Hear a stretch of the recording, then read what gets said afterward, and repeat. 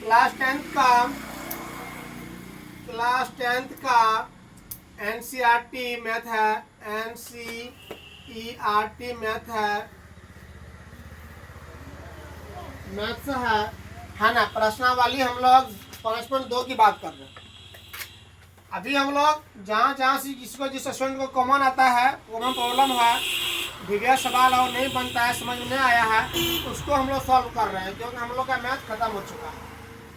प्रश्नावली 5.2 का हम लोग 9 नंबर सवाल देख रहे हैं। जो सवाल विविया है, इसलिए हम लोग सवाल भी लिख दिए हैं। यदि किसी एपी के तीसरे और 9वें पद क्रमशः 4 और -8 है, तो इसका कौन सा पद शून्य होगा? तो दिया हुआ क्या है बाबू? तीसरा पद दिया हुआ है A3 बराबर 4 है। तो एपी का व्यापक रूप पढ़े होंगे हम लोग। A3 बराबर क्या होता है? A+2D है ना, या AN बराबर सूत्र क्या होता है? AN बराबर होता है A+n-1 इंटू डी। यहाँ हम लोग n का मान क्या दे दिए? 3 दे दिया है।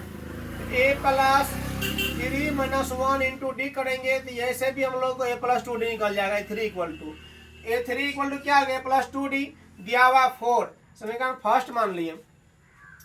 अब ध्यान दो, A9, इसमें भी A9 दिया हो, 9वां पद दिया है, कितना? -8 है। A9 -8 है, इसको लगाएंगे हम लोग, यहाँ n की जगह पर कितना आ जाएगा? 8 होगा, 9 होगा, 9 में से 1 घटेगा, 8 बचेगा, यानी A+8D हो जाएगा -8 बराबर -8, है ना। तो समीकरण 2 मान लिया इसको हम लोग। अब समीकरण 1 और 2 को घटाने पर, समीकरण 1 में से 2 को घटाने पर, अब समीकरण 1 कितना है बाबू? A+2D बराबर 4 है, और A+8D बराबर कितना? -8 है। घटा रहे हैं तो चिन्ह बदलेंगे, जहाँ प्लस है वहाँ माइनस करेंगे, जहाँ प्लस है वहाँ माइनस करेंगे, और जहाँ माइनस है वहाँ प्लस करेंगे। अब इस चिन्ह का इसका मान खत्म हो गया, इस चिन्ह का वैल्यू खत्म हो गया। अब यहाँ हो गया माइनस और यहाँ हो गया प्लस, और यहाँ प्लस है तो यहाँ माइनस हो गया, कट गया। 2 में से 8 घटाएंगे, कितना बचेगा? -6 बचेगा, -6D हो गया, और 4 और 8 कितना? 12 हो गया। अब D बराबर 12/-6 किए, 6 से भाग देंगे, 12 में 2 बर्तन कट जाएगा। D का मान कितना आया? -2। अब समीकरण 1 में D का मान रखने पर, समीकरण 1 में D का मान रखोगे, ध्यान दो, A+2D बराबर 4, यहाँ समीकरण फर्स्ट में दिया हुआ है। A का मान कितना रखेंगे? D का मान रखेंगे -2। A+2 गुना -2 करेंगे, -4 होगा, बराबर 4। A बराबर कितना निकल गया? A-4 बराबर 4। A बराबर क्या होगा? A+4, क्योंकि यहाँ माइनस में है ना, उधर ले जाएंगे प्लस में होगा। A बराबर 4 + 4 कितना निकल गया? 8। समझ रहे हो रे? तो एक मान निकल गया 8। अब माना nवां पद शून्य होगा। nवां पद क्या होगा? इसमें पूछ रहा है कौन सा पद शून्य होगा, तो माना nवां पद क्या होगा? शून्य होगा, इसीलिए an बराबर 0 कर दिए। प्रियांशु ध्यान दो, लिखना बंद करो। A+n का मान कितना नहीं दिया है, कौन सा पद निकालना? n-1 इंटू डी बराबर 0 कर दिए। A का मान 8 है और D का मान -2 है, बराबर 0।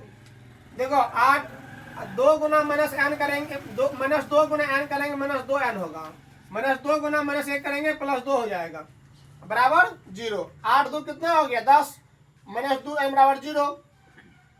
तो -2n बराबर, प्लस में है, उधर ले जाएंगे -10 होगा, -2 से भाग देंगे -10 में, कितना होगा? 5 होगा ना, n बराबर 5 निकल गया। अतः पांचवा पद क्या होगा? शून्य होगा। अब यहाँ सवाल देखो, ये भी सवाल 5.2 का ही है, प्रश्नावली 5.2 का है सवाल बाबू। और सवाल भेजा है, दो समांतर श्रेणियों का सार्वंतर समान है। सार्वंतर क्या है? समान है। दोनों एपी जो है, दोनों एपी का सार्वंतर समान है। यदि उनके 100वें पदों का अंतर, 100वां पद का अंतर 100 है, तो इसके 1000वें पदों का अंतर ज्ञात करेगा, क्या होगा? तो मान लिए, माना पहला एपी का प्रथम पद A और दूसरा एपी का प्रथम पद A', ठीक है।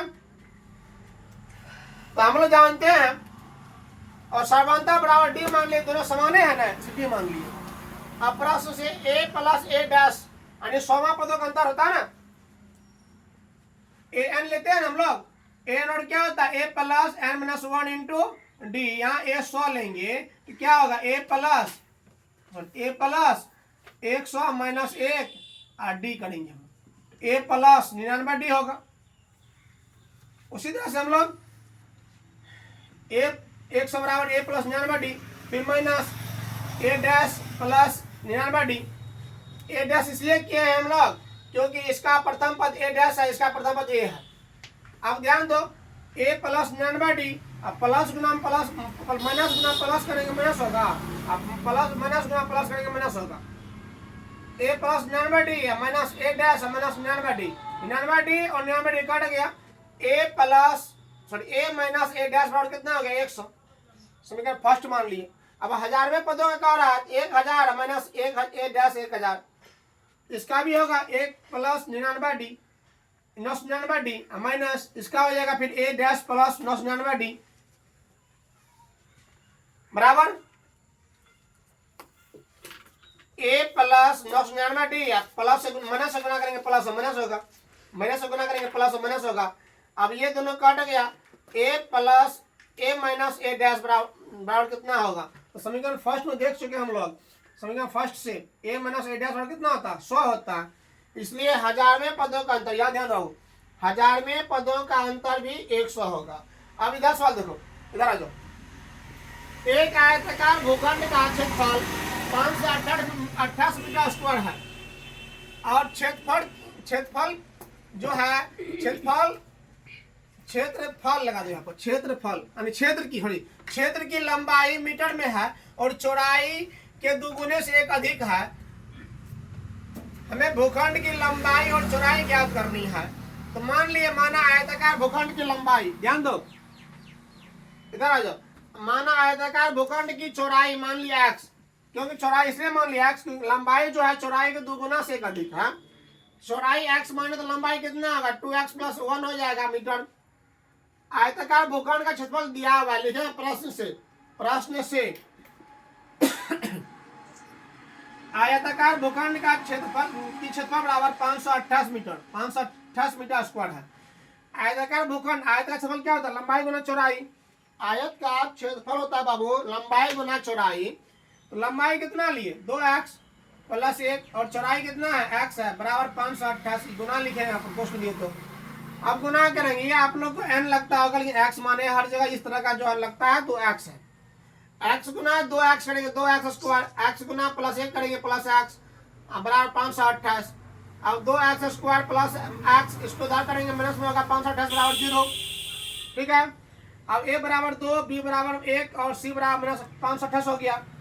द्विघातीय सूत्र से क्या होता है x बराबर minus b plus minus √100b square minus 4ac/2a minus b plus minus √100b square, b का मान है माइनस 1 है, a का स्क्वायर माइनस 4 सूत्र का हो गया, a का मान 2 हो गया और c का मान 528 माइनस। अब देखो x बराबर माइनस 1 प्लस माइनस 1 का स्क्वायर 1 हो गया, इसको गुना करेंगे माइनस गुना माइनस प्लस होगा और 4 गुना 2 8, 8 गुना 8 64 के 4 हासिल 6 हो गया, 8 गुना 16 6 22 हो गया, हासिल 2 हो गया, 8 5 40 40 2 42, 4224 यहाँ हो गया। इधर तक आओ, इधर आ जाओ। तो x बराबर कितना हो गया माइनस 1 प्लस √100, इस पर ध्यान देना है √100 1 प्लस 4224/4, x बराबर क्या हो गया माइनस 1 प्लस माइनस ये दोनों जोड़ेंगे कितना होगा 4225। अब 4225 का वर्गमूल किया हम लोग है ना, वर्गमूल किए, वर्गमूल कितना हो गया 65, यानी 65 गुना 65 करोगे तो 4225 हो जाएगा। अब लिखे हम लोग यदि x बराबर माइनस 1 प्लस 65/4 बराबर 65 में से 1 घटेगा बचेगा 64/4, 4 से भाग देंगे 16 चौके 64। यदि x बराबर अब लिखो माइनस 1 माइनस 65/4, ये माइनस में आ गया ना। किसी भी आकृति की जो हम लोग आयत का जो भुजा होती है वह माइनस में नहीं होती है, इसलिए लिख दिया असंभव। अतः आयताकार भूखंड की लंबाई कितना थे 2x प्लस 1 ना, 2x प्लस 1 2 गुना x के मान 16 प्लस 1 32 33 और चौड़ाई कितना है x बराबर 16 मीटर। ठीक है।